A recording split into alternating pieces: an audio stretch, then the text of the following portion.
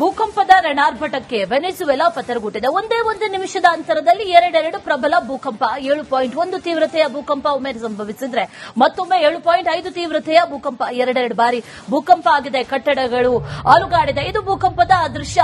ವೆನೆಜುವೆಲಾದಲ್ಲಿ 2 ಬಾರಿ ಪ್ರಬಲ ಭೂಕಂಪ ಆಗಿರೋದು ಕೇವಲ 39 ಸೆಕೆಂಡ್ ಅಂತರದಲ್ಲಿ 2 ಬಾರಿ ಪ್ರಬಲ ಭೂಕಂಪ ಆಗಿದೆ.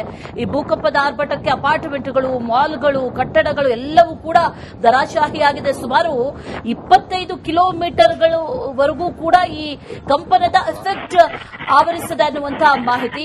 ಈ ಭೂಕಂಪ ಆಗಿರುವಂತಹ ಪರಿಣಾಮ ಅಪಾರ ಸಾವು ನೋವು ಆಗಿರುವಂತಹ ಶಂಕೆಗಳು ಕೂಡ ಸದ್ಯಕ್ಕಿದೆ.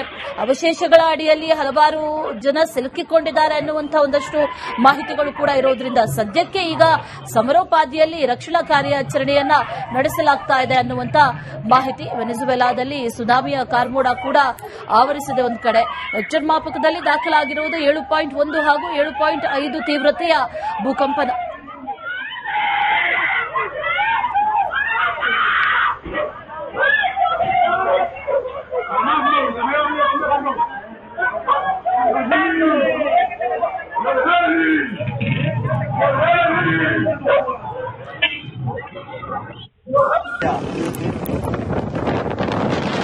Toda la avenida de